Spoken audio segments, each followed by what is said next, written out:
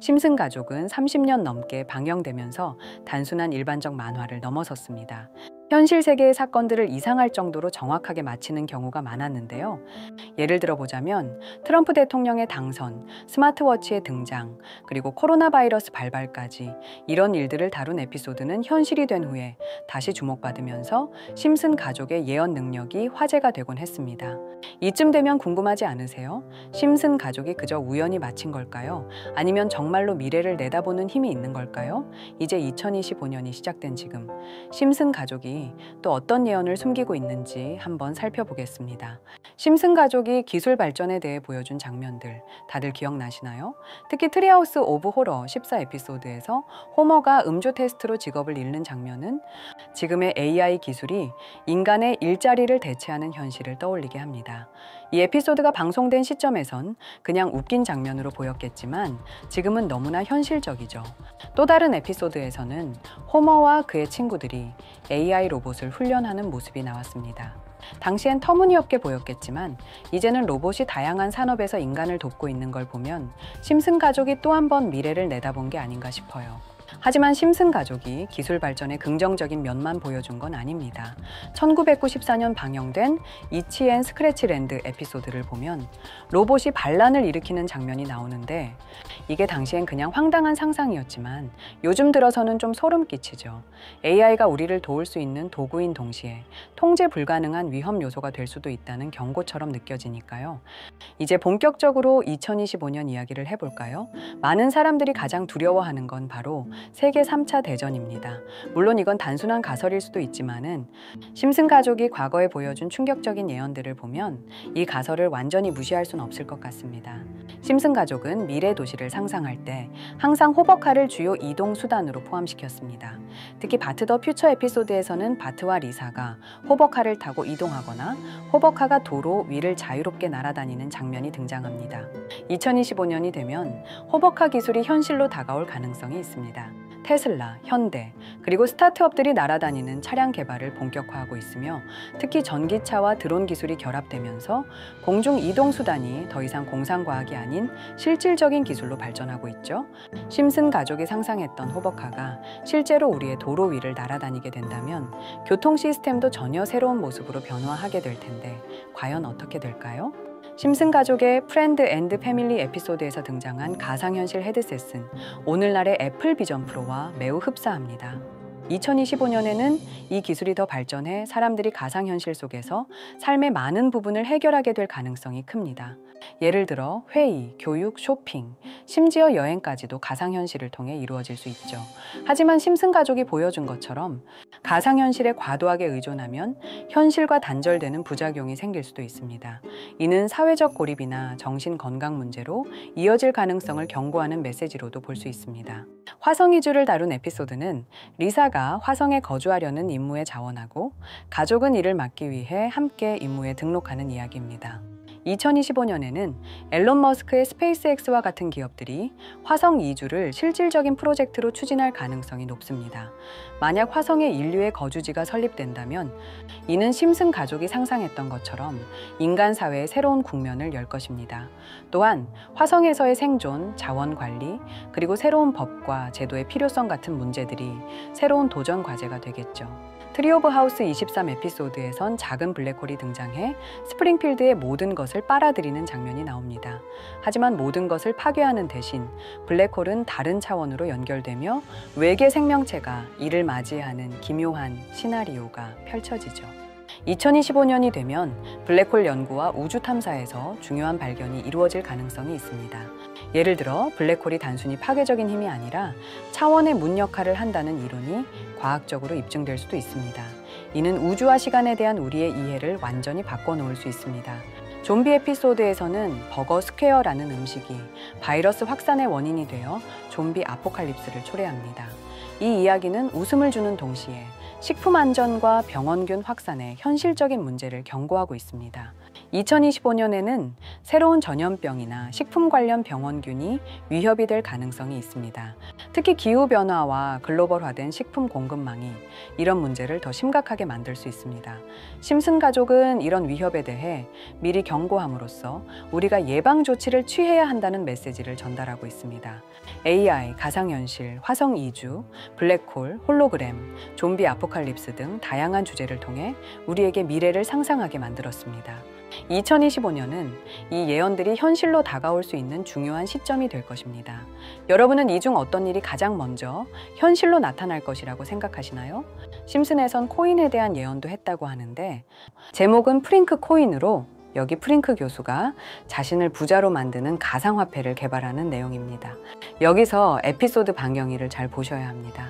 반경일은 20년 2월이죠. 이걸 꼭 기억해 주세요. 그리고 시바이누의 암호화폐 탄생일은 20년 8월 6일입니다. 에피소드 내용을 보시면 프링크 교수는 유명세를 얻고 싶어 하지만 천재들이 많은 세계에서 현실은 어렵다는 걸 깨닫죠. 그래서 생각을 바꿉니다. 자신이 부자가 돼서 유명해지기로. 그리고 자신만의 가상화폐를 개발한다고 말하죠. 그리고 시바이누를 개발하며 이게 기사에까지 실립니다. 그리고는 프링크는 엄청난 부자가 됐죠. 그 후 심슨 마을에서 가장 부자였던 심슨 회사의 사장이 프링크가 부자가 됐다는 걸 보고 가상화폐에 대해 관심을 보입니다. 하지만 사장은 가상화폐에 대해 전혀 몰랐고 자신도 가상화폐를 만들려고 과학자들을 불러 블록체인을 풀게 만듭니다. 하지만 과학자들도 이걸 풀지 못하죠. 이후에 이걸 심슨이 몽유병으로 이를 풀었고 사장은 이를 이용해서 가상화폐를 만들어 다시 마을의 제일 부자가 되는 내용입니다. 스토리는 풍자답게 가볍지만 내용은 가볍지 않죠. 처음에 말했던 이 에피소드의 반경일은 20년 2월 23일이지만 시바이누의 탄생일은 20년 8월 6일입니다. 6개월 전 이미 심슨에서 시바이누 코인이 나올 거라는 예언을 한 거고요. 이를 만든 프링크는 부자가 됐다는 거죠. 자, 또한 여기에 보이는 방정식에 보면 여기 비트코인, 라이트코인, 도지코인 이렇게 써 있는 것처럼 보이며 이것과 같다라는 표시에 글자에 SHA라고 써 있는데요. 시바이누의 스펠링은 SHI, BA죠. 여기 SH 사이에 IB만 들어가면 시바이누가 됩니다. 그리고 여기 마지막 QED라는 뜻은 라틴어로 이것이 보여져야 할 것이었다라는 뜻입니다. 그렇다는 건 여기 비트코인, 라이트코인, 도지와 같이 시바이누도 이 코인들처럼 증명하고 보여진다는 뜻이 되죠.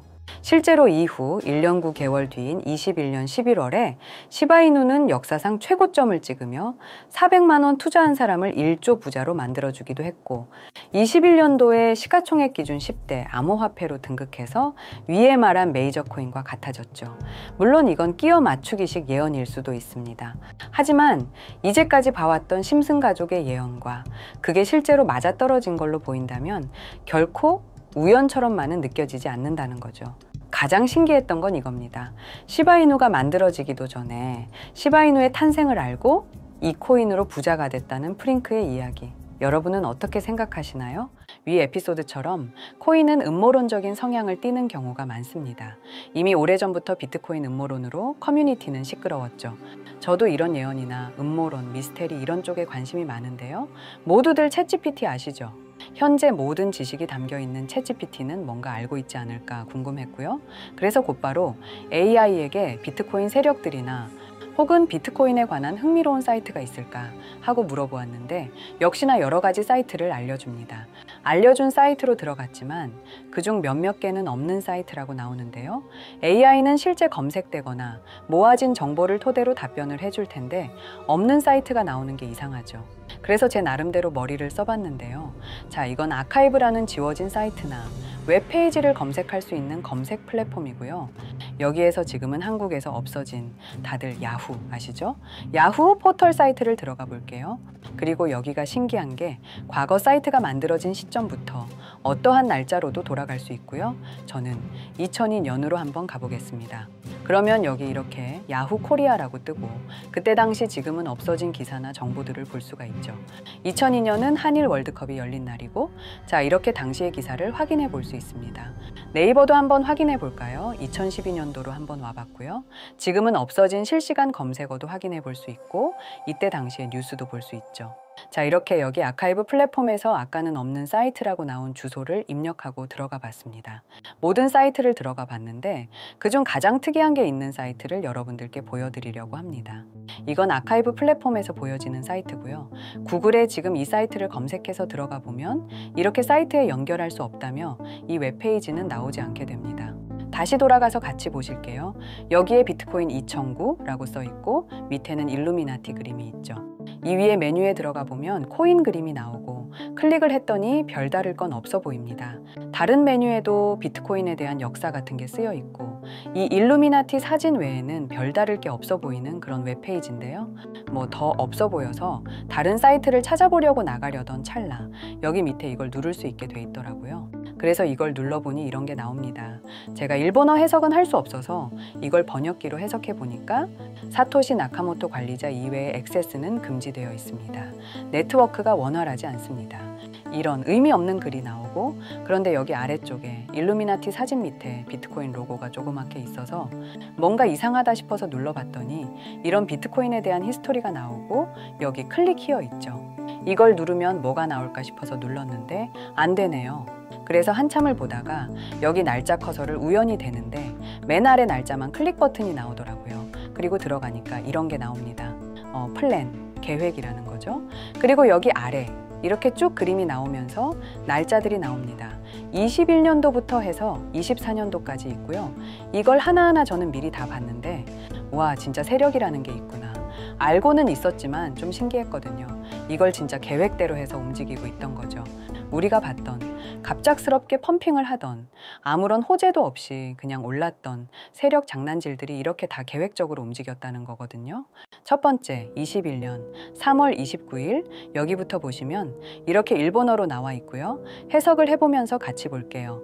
도지코인이 첫 번째 계획이다. SNS 셀럽들에게 도지코인을 돋보이게 할 것이다. 그리고 거래량을 넣을 테니까 다양한 지역에 있는 플룻은 참가해 주었으면 좋겠다. 이것도 좀 암호처럼 나오는데 아마 검색을 피하려고 이렇게 만들었나 싶어요. 그리고 도지코인의 21년도 차트를 보면 이날 이후 보름 만에 70원에서부터 800원까지 약 1200% 이상 오른 걸 볼 수 있죠. 실제로 여기서 SNS 셀럽이라고 하는 일론 머스크가 도지코인에 대해 계속 언급하면서 미친 듯이 올라갔었습니다. 날짜도 21년 4월 2일입니다. 그리고 다음 이것도 같이 번역해서 볼게요. 첫째는 성공이었다. 플루트가 참여해서 고맙다. 다음은 시바견 차례다. 마찬가지로 SNS 부자를 먼저 움직이는 것이고 거래량은 전과 같이 들어올 예정이다. 이번에도 계획이 잘 성공하면 다음 계획도 수시로 진행. 이게 플룻이라는 게 아마 세력들, 돈 많은 고래들 이런 걸 지칭하는 것 같아요. 시바이누도 21년 10월 차트를 보면 0.008원부터 해서 1000%가 넘게 오른 걸 볼 수 있습니다. 여기까지만 보면 이런 생각이 들죠. 와, 진짜 세력들은 계획대로 본인들 마음대로 담합해서 가격을 올리는구나. 다음 것도 같이 보실게요. 이번에는 다른 곳과도 얘기가 됐다. 봉크 코인을 나눠주고 이 에어드롭이 투자자들에게 큰 폭탄을 일으킬 거야. 플룻도 함께 참가하는 것을 추천하며 이번 수익은 5000%가 넘을 것이다. 이제까지 1000%씩 수익 보던 세력들이 점점 대담해지며 수익률을 키워가고 있죠. 그만큼 자본금이 늘어나서 움직일 수 있는 물량 수도 늘어났기 때문에 가능했던 걸로 보여지고요. 실제로 봉크코인은 23년도 약 8000%에 가까운 수익률을 보여주었습니다. 더 많은 것들이 있지만 이미 지나간 것들이라 지금은 의미가 없어서 넘어가고요. 최근 가장 마지막 글을 보겠습니다. AI 에이전트 프로젝트가 여러 군데에서 떠오르고 있다. 우리도 이 섹터를 밀고 더 쉽게 올려보겠다. 땡땡코인. 이 코인으로 4000%의 수익을 마감하고 다음을 기약한다. 이게 24년 12월 29일로 계획된 글이고요. 이제까지 해왔던 걸로 봤을 때 계획을 하고 보통 한 달 정도 우상향을 하며 시간을 두고 올랐거든요. 그래서 저도 이 코인에 대해 찾아봤고요. 현재 가격대는 30원대고 이것도 지금 작업을 하고 있는 건지 최근 저점 이후로 50%가 넘게 올랐더라고요. 원래는 거래가 전혀 없던 코인이었고 지금 호재 나온 것도 없는 코인인데 말이죠. 업비트, 빗썸에도 있는 종목이라 해외 거래소 사용 못하시는 국내 투자자들도 쉽게 매수할 수 있을 것 같고요. 여기서 말한 대로 4000%라면 지금 10만 원만 매수해 두면 400만 원, 100만 원만 매수하면 4천만 원이 되는 수익률이거든요. 저는 구독자 여러분들께 항상 말하지만 지금 코인 시장은 로우 리스크 하이 리턴을 해야 안전하다고 말하는 만큼 10만 원만 넣어두는 걸 추천드리고요. 저 혼자 잘 되자는 게 아니라 제 영상을 시청해 주시는 여러분께도 알려드려서 같이 수익 내고 싶은 마음입니다. 만약 여기에 나온 대로 정말 몇천 프로가 넘게 오른다면 제가 종목 공유해 드린 분들은 계속해서 제 영상을 볼 것이고 그만큼 저희 채널도 성장하게 되겠죠. 저도 이렇게 솔직하게 말씀드려서 먼 미래를 보며 하는 거고 종목 받으신 분들은 저희 채널 계속 봐주셨으면 하는 바람이고요. 그러면 이번 영상에서 본 사이트에서 발견한 종목 알려드릴 건데요. 일단 좋아요, 구독 한 번씩만 눌러주시고요. 댓글에 구독이라고 한 번씩 남겨주세요. 남겨주셨나요? 남겨주셨다면 제 개인 번호 다들 아시죠? 010-2618-1136 이 번호로 구독 완료라고 남겨주시면 이 사이트에 나온 4000% 오를 수 있는 종목 알려드리도록 하겠습니다. 꼭 댓글에 구독이라고 적으시고요. 저한테 문자로 구독 완료라고 남겨주셔야 제 영상 시청하신 구독자분이라는 거 알고 제가 알려드리니까요. 꼭 댓글 남겨주시고 문자 주시면 되겠습니다. 신기하면서 억울하지 않나요? 세력들은 이런 다크웹 같은 곳에서 대화를 나누고 정보를 교환하며 교류한다고 합니다. 이제까지의 게시글로 봤을 때 정말 계획대로 맞아떨어졌거든요. 이번 종목도 어쩌면 반감기 상승세와 여러 호재가 맞물려서 엄청나게 올라갈, 어쩌면 내 인생을 바꿔줄 종목일지도 모르겠습니다. 많은 분들이 구독해 주셔서 저희 채널이 이렇게 성장할 수 있었습니다.